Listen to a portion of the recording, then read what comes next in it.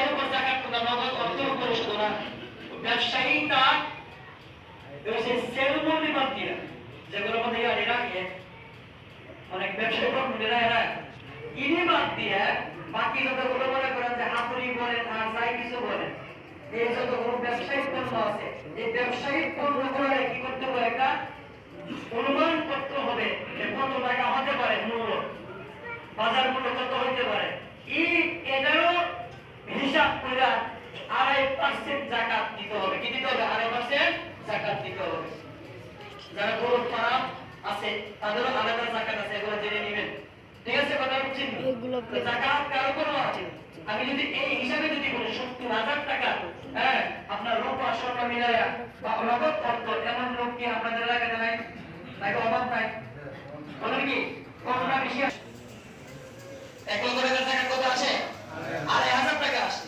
তা আপনি যদি 2,500 টাকার যাকাত দিয়ে দেন তাহলে আপনি এই আযাব থেকে বাঁচা গেলেন। 1 লাখ টাকা 2,500 টাকা যাকাত দিয়ে দিলেন। আমি যত সংক্ষেপে যেটা বলতে চাচ্ছি, কোন বালেগ পুরুষ বা নারী, হ্যাঁ, তার উপর সে যদি মনে করে প্রাপ্তবয়স্ক হয় আর যদি তার 52.5 তোলা পরিমাণ রূপা তথা 60 থেকে 65,000 অথবা 70,000 টাকা এমন নগদ অর্থ অথবা রূপা অথবা স্বর্ণ অথবা ব্যবসায়িক পণ্য যদি কারো থাকে তাহলে এটা এই সুযোগ যাকাতটাই কিন্তু প্রদান করতো।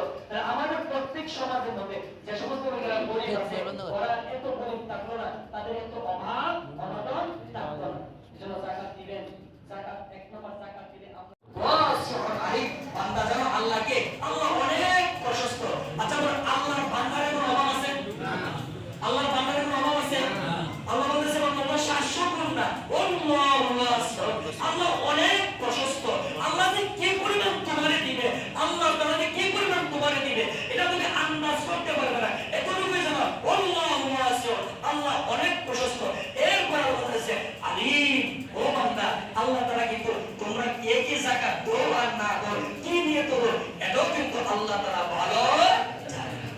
তার সংক্ষেপ কথা আর লম্বা করতেছি না, আপনাদেরকে যেটা বলতে চাচ্ছি, আপনাদের উপর যাতে মাপ সাক ওয়াজিব হইছে, ও আমার বাপ আপনি কিন্তু সম্পদটা ফেলে দেবেন, আপনার প্রতি মসজিদে নেব, আপনার কাছে স্মরণ করতে না, কিন্তু যাকাত না দেওয়ার কারণে আপনাকে কিন্তু শাস্তি ভোগ করতে হবে। এজন্য আপনাদের প্রতি সবার প্রতি উদাত্ত আহ্বান জানাই, যাদের উপর যাকাত ওয়াজিব হয়েছে আপনারা যদি না বুঝেন আমার সাথে পরামর্শ করবেন, আমি যদি না বুঝাতে পারি এর জন্য বড় আলেমের কাছে পরামর্শ করবেন, সুন্দর করে যাকাত দিবেন। শুধু কাপড় চোপড় দিয়ে দেন না, আন্দাজে আন্দাজে যাকাত আদায় করবেন। কি বলেন?